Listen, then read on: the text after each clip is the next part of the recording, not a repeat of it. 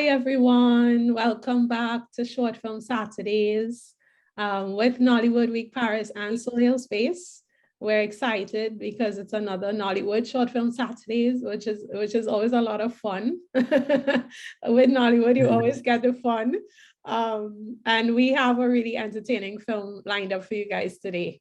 We think there's going to be quite a lot of chat and conversation around this one, maybe more than usual. So for those of you who don't know me and don't know Soleil, my name is 𝗧𝗢𝗨𝗟𝗢𝗢𝗢𝗢. I'm the CEO and founder of Soleil Space. We're a media company in Brooklyn, New York. Our mission is to achieve a more equitable and representative global media landscape through film, TV, and editorial content. Our focus is on the global diasporas of Asia, Africa, Latin America, the Caribbean, and the Middle East. In short, people of color globally, with the goals of elevating untold stories from these cultures, forming closer transcultural community bonds, and providing opportunities and resources for our creators to produce premium and show their content, premium world-class content. And that's how Short Film Saturdays was born. We have a podcast called Soleil Spotlight, where we profiled industry trailblazers and filmmakers from across these cultures. And we were told that people had nowhere to see their early work. So Short Film Saturdays was created with the goal of lifting up these underrepresented voices. And we felt there's no better way to do that than through short films, because they're often a filmmaker's earliest work, their purest form of artistic expression. And often short films aren't seen beyond festivals, right? So this is a forum for filmmakers to show their shorts, which a lot of times are just as entertaining as feature films and TV series. So since launching Short Film Saturdays in summer of 2021, we have featured 50 films from 40 filmmakers in 21 countries to date. So we're really proud to hit this milestone. So Tolu, you are our 51st filmmaker. Officially, you're taking us into the next 50, which is awesome. And now let me introduce our partner on the Short Film Saturday Nollywood Week Film Festival. Nadira Shakur is my co-host for today. And Nadira, I'll let you tell everyone a little bit about Nollywood Week. Okay, thank you, Misha. So we are excited as well to do another Short Film Saturday with Soleil. And Nollywood Week Film Festival, it's a French-based film festival that started in 2013, where we wanted to give Nigerian films a larger audience.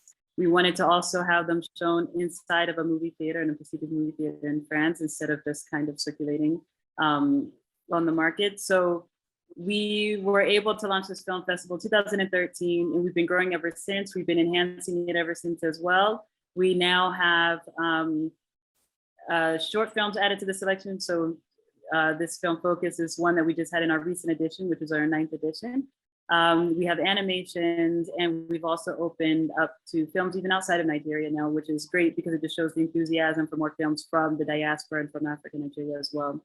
And so we are really excited about this particular film focus, which we felt when we were taking it in selection, the reason why we want to show it again tonight is that we felt that it was a film that really spoke to what was happening over the past couple of years. Of course, we all went through the pandemic, but during that time, it also led to a lot of other issues that we were all facing as well. In the West, we were hearing a lot about Black Lives Matter, which, it was really big in the US, it was really big in France. During that time in Nigeria, there was the 𝗧𝗢𝗟𝗍𝗍 movement. And I think a lot of people would hear some things about it, but not really understand it. And with this particular film, I thought it was interesting the way they showed it from a youth perspective. And the way they showed about even just other things that were happening with the government and the rights and privileges. And I mean, right now, I guess it's kind of timely with what's happening in some parts of the world in terms of some new decisions that are being made. What are the rights of citizens and the freedoms that we have, and sometimes we can feel like they don't affect us, and just kind of taking a deeper look into that and looking at how we are all affected in this global community. So I thought it was a interesting and timely film. Yes, and we'll definitely get more into that. So thanks, Nadira, for giving that really great intro, because I think it really sets the stage to introduce Tolu. So Tolu Ajayi is a prolific film director. And he explains to me that he came from advertising into the world of film. So director, film, TV producer. His award-winning films and produced TV shows have earned critical acclaim in film festivals and ad agency award competitions in Nigeria and internationally.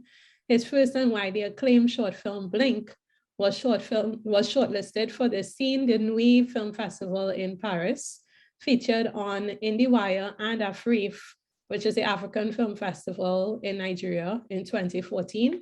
Closed, which is his short film that won bronze at the Loeries 2018 and gold at the Picture Awards in West Africa, was his other short film. And he's currently a director of MTV Shuga, an award-winning Pan-African TV series. Tolu leads Saga City Media, telling African stories and creating branded content for leading African brands. So welcome, Tolu. It's great to have you. Thank you for having me. Thank you for having me, and thanks for the selection and participation on the program. It's a pleasure indeed. Yes. So briefly, don't give away too much. Introduce the film, because I think there's a lot of mystery in the beginning that audiences don't know what to expect. So I want you to preserve that, right? But briefly, introduce the film, and then we'll get right into the show. Oh yeah. I want to introduce my short film focus, made with Paradigm Initiative and the ad agency Up in the Sky, who produced the movie. And the film essentially is really, it's insight into the look of like the regular everyday young person, youth, and all the things that are kind of getting in the way of consciousness, if I can say that, and being aware of what's happening all around them. And the ability to actually be a part of what's going on and to take a stand. I think that's the best I can do right now. Good, that's good. That was a good one. And someone who's seen the film, you did very good in not giving it away.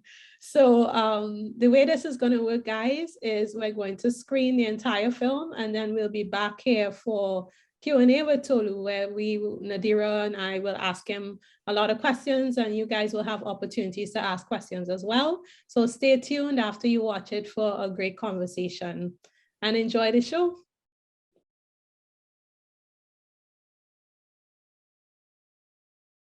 All right, so we're back, and it seems like you guys already asked a lot of the questions that we're about to ask, but we're here with the Q&A.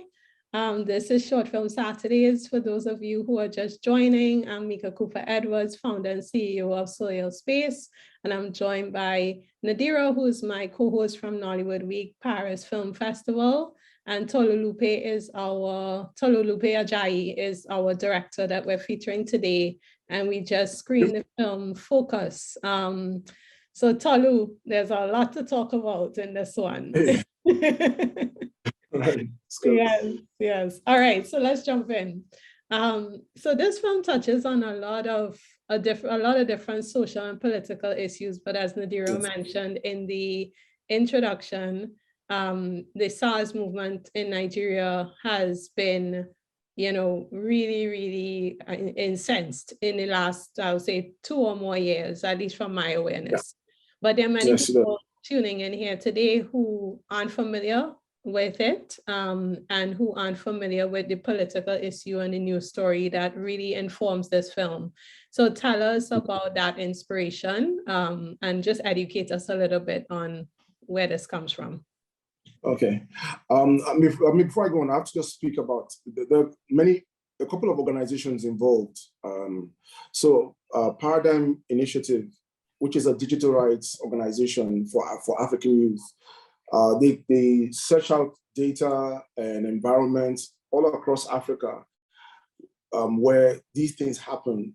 Then they give it to the people that create the concept, which is the filmmaking, the production company Up in the Sky.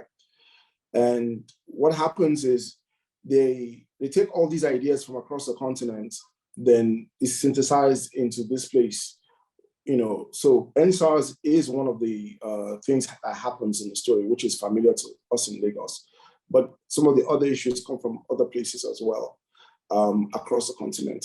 So it's sort of a mix of many other stories.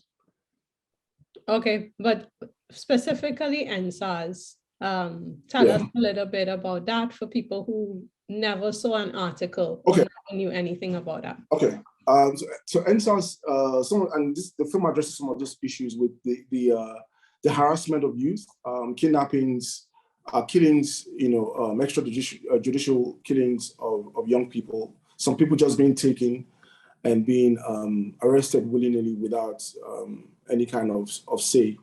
And it was sort of going on. It was like a rogue arm of the police department that was really, really affecting the youth. And one of the things they would do is, if the youth were looking, they had dreadlocks or they looked too affluent, they would be picked up and they were made to sometimes disappear, or they would be extorted at a very high degree. And as it started to happen more and more, young people became aware of it and it became a thing. Okay. Nadira? Yeah, so, I mean, you kind of touched on it when you were saying that, the production company Up in the Sky, that when they wrote this, they were kind of taking kind of some general things that were happening in these different places. But I kind of wanted to know, so now you were saying how you focused it and localized it in terms of making it a Nigerian story with ensars, but where was it originally? So that means it wasn't originally set to be in Nigeria? Was it another location that it was originally supposed to take place in, or? So the concept that sort of came, because if you look in the background of the film, you go back into the film, when you walk past street signs and you see things, some of it is in Swahili. So it was, if you look at street signage, it's in Swahili. So it was supposed to be like this microcosm of all these people coming together. And you also have his friends called Africa 𝗙𝗢𝗧𝗏, who it's like his Zoom friends that are from all, and the casting is from Botswana, Kenya, Ghana, Nigeria as well. So what we're trying to do was to see the issues that we could point on, but we centralized some of the storylines within what's happening in Lagos. And we borrowed the final climatic sequence, to be something that had happened previously, in Lagos. Ah, okay. So kind of to pull on your earlier point, it was really meant to be a Pan-African story and a Pan-African commentary on issues related to youth and privacy and rights, basically. Exactly. Right? So speaking of the youth aspect, it's obviously a youth-centered story, which I personally love. I love youth-centered stories, coming of age stories. That's like my favorite. So I thought this was really great because, you were able to kind of weave in the romantic part of the narrative, and through that part of the narrative, there was a clear difference in the perspectives of the male and female character, right? With regards to their attitude and awareness of what's happening and their level of consciousness around what's happening, and their kind of resolution of how involved they should be or whether they had power to affect anything. So is this a real life contrast that you felt was really important to show in the film? And tell us a little more about that aspect. Yeah, so it was the emotional heart of the story, the date that he had with this girl. The lead character, his name is Mark. Mark, it could be unlikable depending on how you see him, but he's someone that takes his life, one of the things that I discussed, in the film was about something that I saw, is what we call active apathy. Sometimes when you have some affluence, you always put your headphones on. Whenever something is bugging you, headphones, check something out and just basically try to distract yourself.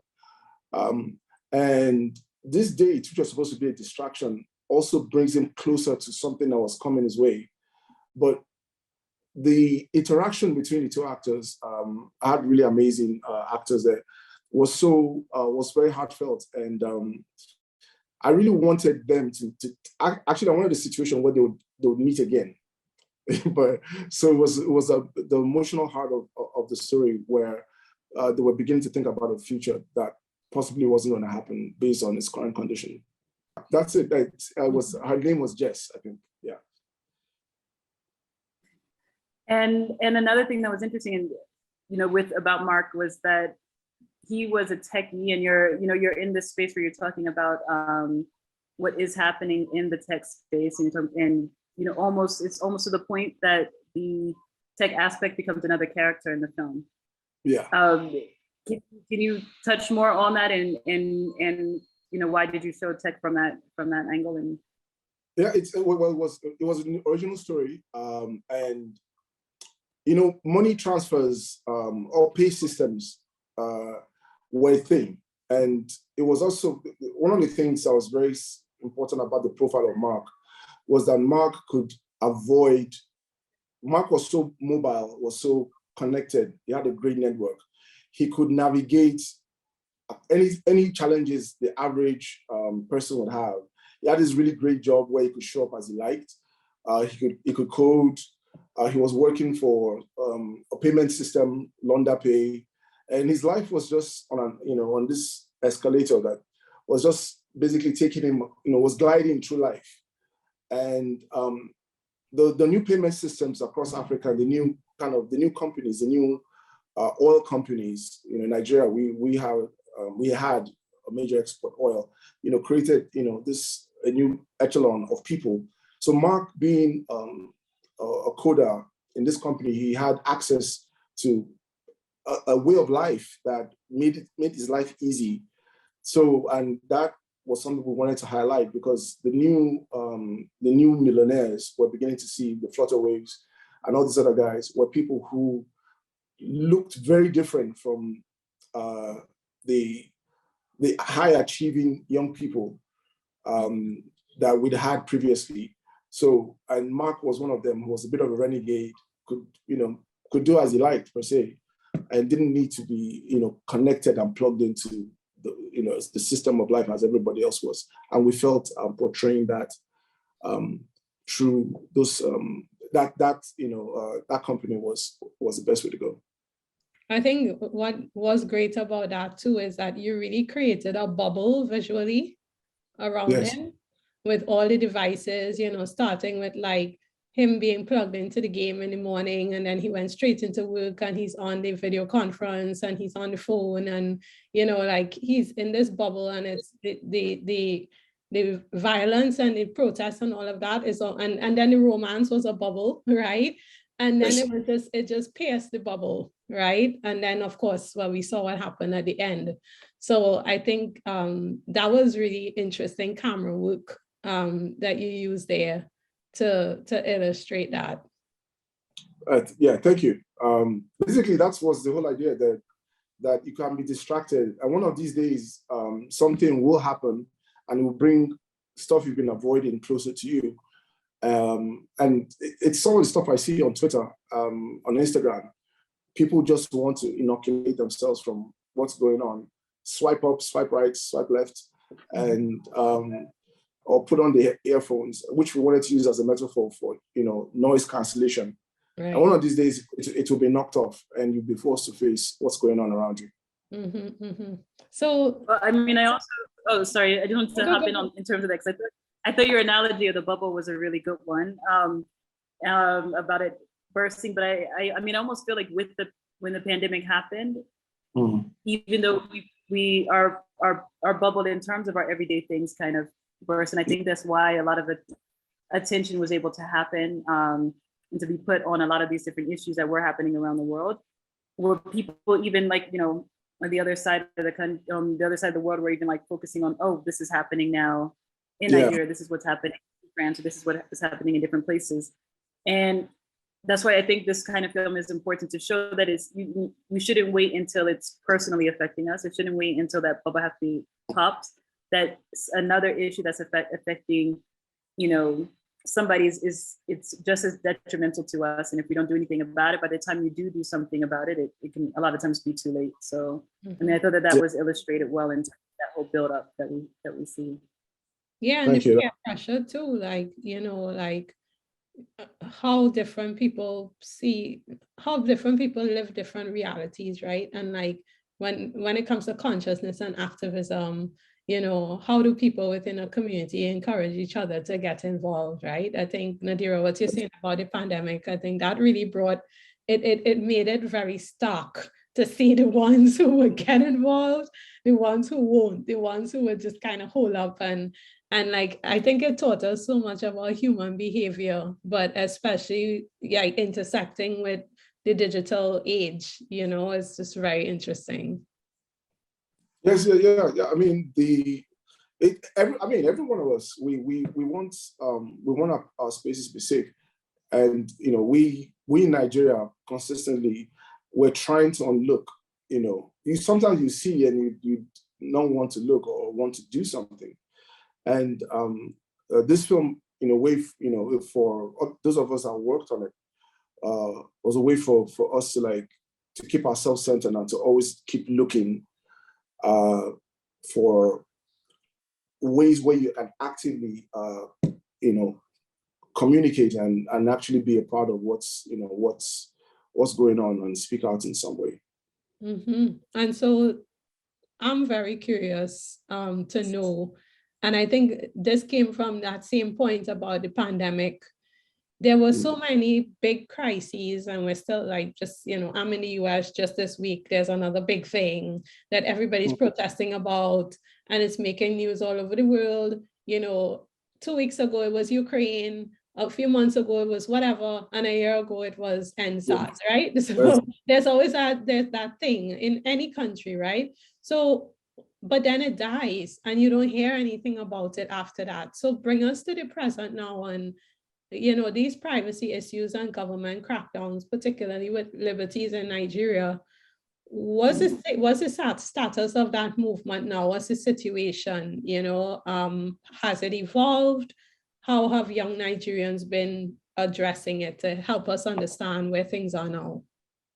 I think what's I think the word is, yeah, you're right. It evolved.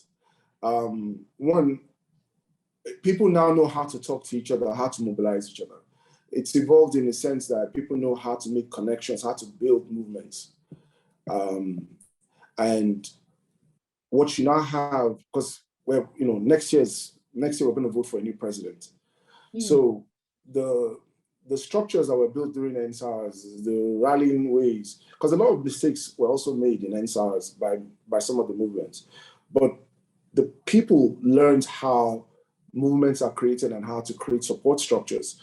So you're beginning to hear voices that will be a part of what the next election will be, because now that you know how to address a government, because the reality of it is, since 𝗙𝗪𝗟𝗧, the toll gates at which the SARS problem happened, they've not taken any, there have been no tolls till now.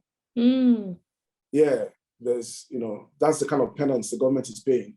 So no, they've not been able to collect money. They literally, you know, because it's just been it's not happened. And so people stop using the toll gates? Is that nobody pays at the toll gates. The toll gates just open since that situation. Okay. Wow. Yeah. It used to be, since it was occupied, people couldn't pass anyway. After that happened, no one has paid at that toll gate since till now. So it's just been free passage.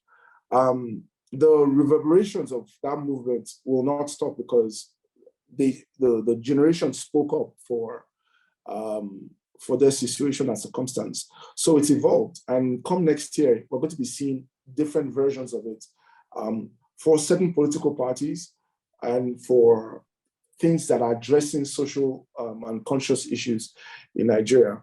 So it's going to keep happening. And the idea that young people have learned to digitally take control of the issues for them is a really important thing, because previous generations like mine didn't do that. We just headed into the streets, but they are able to effectively navigate our digital networks to get their voices heard. So I think the outcome has been more positive than negative.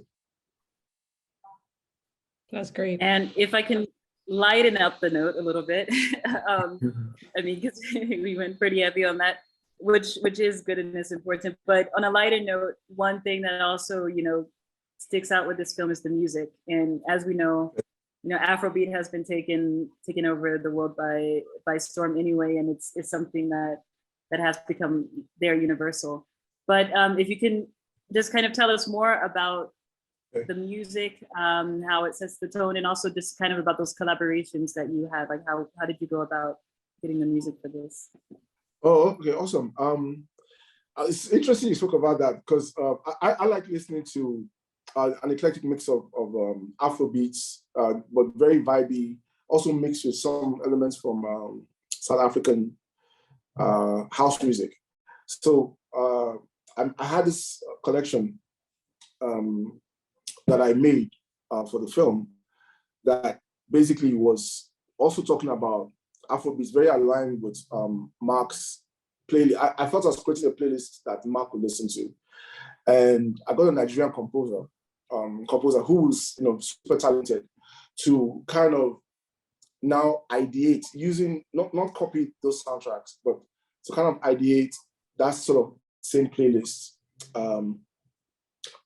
throughout the soundtrack. So I wanted the soundtrack of Mark's life to be Afrobeats, essentially. And every step of the way, the music sort of does come true. So it is Afrobeats with, some of it is, I want to call it amapiano, some of it Nigerian. So it's really that mix of and that vibe, because I didn't want the music, I wanted the film to sort of sound Pan-African too, in that sort of sense, with the music traveling all across the continent. Mm-hmm, mm-hmm. And what is the Nigerian composer that you worked with? His name is 𝗙𝗢𝗨𝗟𝗢𝗢𝗓. So his name is 𝗙𝗢𝗨𝗓𝗓. He's been Afrobeats way before it is what it is now, and it's a very young guy. He used to work for a company called Night House Productions. Weirdly enough, I think he may have produced for Wizkid in Wizkid's very early days. So if you find 𝗙𝗢𝗨𝗟𝗓𝗓 online, I think you can ask him, or I could send you his Twitter handle. I'm pretty sure he produced 𝗧𝗢𝗨𝗟𝗢𝗢𝗢 for Wizkid, the very, very early days, Wizkid's first hit. Okay, interesting. Yeah. All right, and so what is your end goal then in making this film? What do you want audiences to take away from it? One, it's a sort of, one of the things we try to do with these movies is one to kind of create environments that are comfortable, for people to want to explore. And I'm really glad with the feedback I'm hearing from you, because I've never really gotten that kind of feedback. I tend to hear, okay, great job, let's move on to the next one. Yeah. That's the point of Short Film Saturdays, Tolu. That's why we're doing this, because you get to kind of go a little deeper, No, that's we really good worked really hard to build. for us to hear build. Mm-hmm. No, thank you so much. Thank you so much. This is really great feedback. One is we worked very hard on building the world of Mark, and to hear this feedback about these elements that you see, and over the very short time we took to create it. So we wanted people to be in Mark's world, to feel like him, and I wanted people to see things the way someone Mark's age, what the things he's concerned about, his goals in life, the people and for people that are older to want to revisit that and to think, and to get really close to the target audience, and where they could also see how they were perhaps making the same moves and walking the same steps that Mark was, but not to preach, not to be condescending, but to sort of take in the vibe of the whole thing and make conscious decisions on what's going on. So I'm hoping that feedback continues to grow and people get to watch the film, enjoy themselves, and take something away from it. Mm-hmm. All right. I think in terms of what you said, oh, sorry, I was just going to say, I think he just made a really good point, because since, as a note, this film is a bit different than most shorts, where it was put up by an NGO that backed it, that put money to get a particular idea out. And I feel like for a filmmaker, that's a fine line to walk in terms of not making it cheap, but making it cinematic at the same time. And for me, I think you definitely were able to achieve that. I felt like I could see and be in Mark's world, and the message went across without me feeling like I'm watching, okay, this is an NGO film, I know what they're trying to tell me. Yeah, good job. Thank you so much. Thank you so much. That was the goal. Thank you. It felt big. It felt very movie-esque, you know, especially like the action aspects of it. It didn't. How long did it take you to shoot? You said it was a short space of time. Yeah, 2.5 days. And yeah. That is crazy. I mean, but that is so like, and this is something I admire a lot of our Nigerian filmmakers.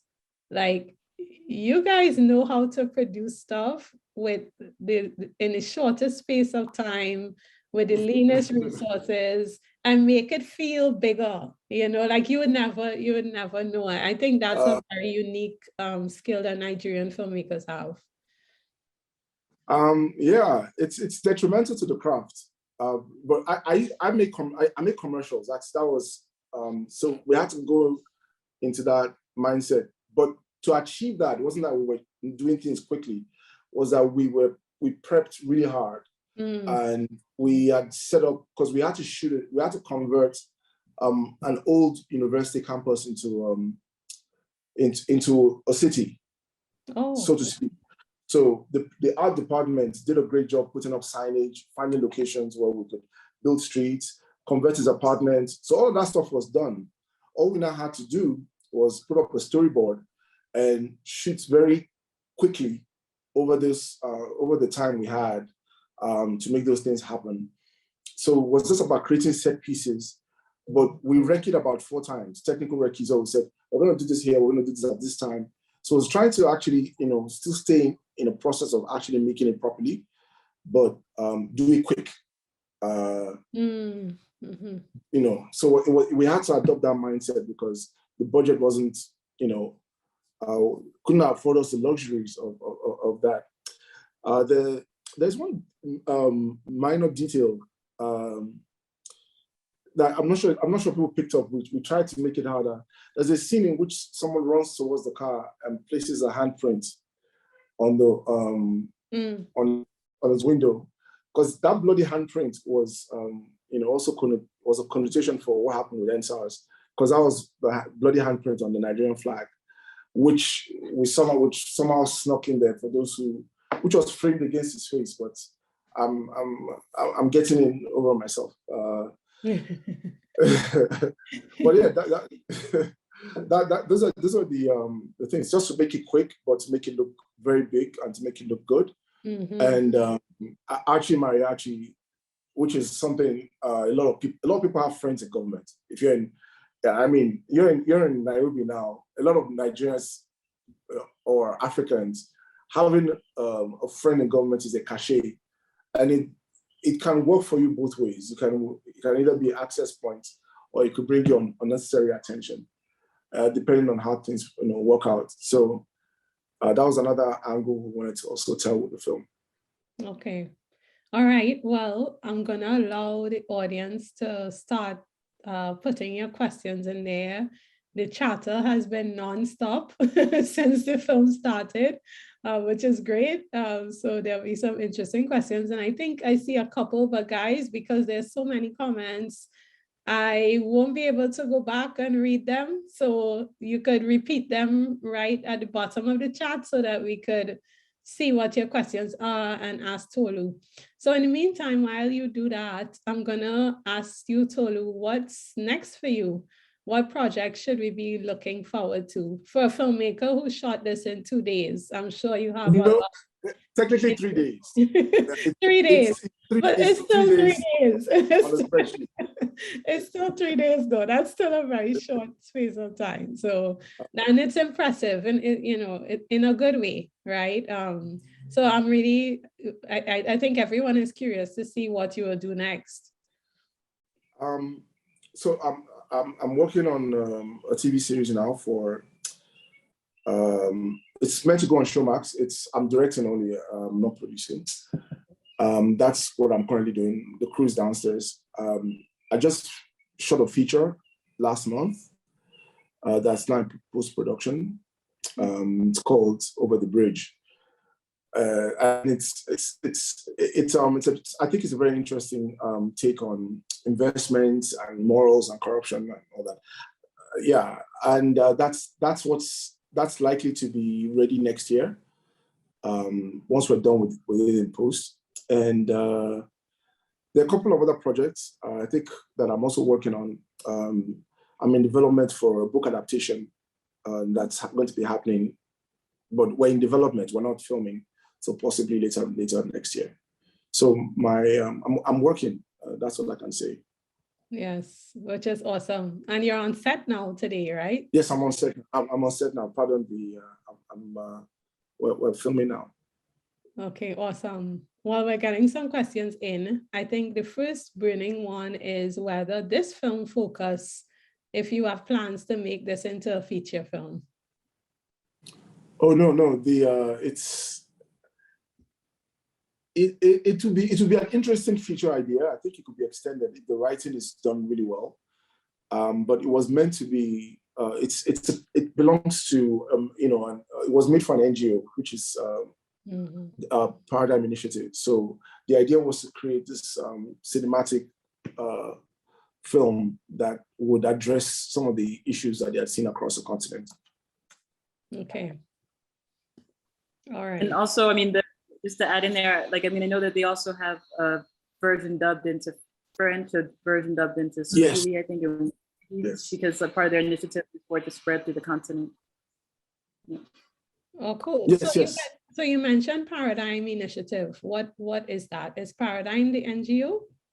Yes, Paradigm Initiative is the NGO. Up in the Sky is a production company. So Paradigm Initiative, what they do is they basically just get data from all over Africa about how young people can express themselves. So they do training workshops for that same target audience, and about awareness about how you can use these tools to better your life, how you can use it to change things. So I'm sort of passionate.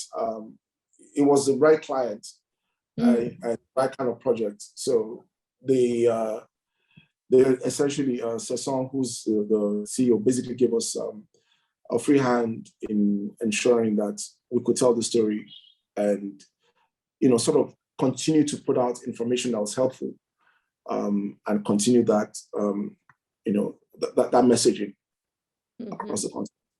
Okay, we're getting a good few more.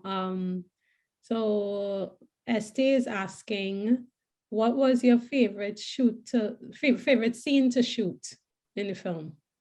Oh, the restaurant scene. It was because I like the idea that he was nervous. It was something like, he was nervous, checking his breath before she came in. And I have to tell you, the two actors are just incredible. The guy who played Mark, and the lady, her name is Genoveva. She's like this is her year. She's doing really well right now. Okay. And they just worked up this natural chemistry of a shy guy who's finally getting out from behind his computer. And right. he looks like he's dating above because she has so much personality and sophistication. Yeah. He was dating above. I agree. Yeah. So he's there, kind of like not so sure. And he played it really well because he's normally a brash guy, but he was now sort of quiet, and clearly he liked her, they liked him, and the hug they gave at the end was a really great moment. So that was my favorite scene, and I think the actors just brought in the energy that was perfect. The hug at the end in Trinidad, we call that your GT, meaning you got through. That's what. Yeah, it was something like that's a slang that we use. GT in that ending. Okay. True. We're getting a lot of questions. I can't ask all because I want to be respectful of Tolu's time. He's on set and he has to go back to shooting, but I'll ask a couple more if that's okay. Yeah. Sure. So Caroline asks, and I think I could combine two questions here. Why do you think it's important to tell these kinds of stories now? And how do you get people to care about something without being personally affected through your films? Okay, so okay, why do I think it's important to tell the stories now? I think, one, we have so many devices we can use to, I'm speaking to the audience, many people are watching things on screens right now. And I remember when I was doing my director's notes to my partners, I said, one way we can get attention is to create something for the thing that's taking away attention, which is a screen. So it's important to tell those kind of stories now, because the reality of it is a lot of the stuff we're watching is conditioning us anyway. So putting out some messaging that reminds us to pay attention is important. And I think there should be a plethora of different kinds of stories across representations that lets us begin to see the different aspects of lives and of different things we should know about. So I think that's super important. When I like a project like this one, I'm very empathetic. So I find ways to connect to the story, and I try as much as possible to add layers. So I don't think it's possible for a filmmaker not to be personally affected, because you are channeling your energy and your desires, mentally and emotionally, to try to get people to hey, take a look at this. I want you to look at this. So in a way, you're affected by the work. Well, one, seeing it completed properly, and two, seeing how people react to it. So. Yeah, I think you should be affected by your work personally. That's just my take on it. And really quick, one last one to end it on a high note. Esty is asking, do you have any funny stories from shooting on set? Because it looks like it was a very fun film to shoot. It wasn't, actually. It was stressful. It was super stressful. It was stressful, yeah. I was thinking that, I'm like, that looked like stress. As a producer, I'm like, that looked like especially with it, knowing it was a short space of time. No. Yeah. It was much stressful. Like, it was so much problem solving. In fact, if there's an interview that the production company did of me, and I remember, like, I was sitting right next to the writer, who's also the creative director. His name is OJ. And whilst we're having this interview, I remember not really participating. I was so stressed out. I was just talking. I was just saying stuff. Yeah, like a robot. Yeah. Like a robot. Gear arrived late. I had the drone shot pilot wandered off somewhere to sleep. We couldn't find him for 1 hour. And we kind of shot till morning. And we had all these guys who were supposed to be students, who were supposed to reenact the protest scenes. And they were so upset because they had hoped they would get back to town, because we went to the location in time. So I remember having to speak to them, having to remind them of how important the project was. I had to do a rah-rah in the middle of the night, saying, guys, do this. Take one. So maybe that's funny, because I had to go back there and do, guys, we have to do this. You guys can't go to bed now. We have to, this is a very important film. It's for you and your generation. Right. You have to preach. They tuned you out and just put your headphones back on. At 4 a.m., at 4:30. So maybe that's funny now. It wasn't funny then. It was, I could imagine. But it's good that you could look back and laugh. Yeah. But no, I want to know what was the budget? Are you able to tell us what the budget was? No, you have to refer to the production company. I don't have full aspects of that. It was, but I'll assume it was something significant. But up in the sky, I'm sure if you're contacted, I'm sure they were contacted.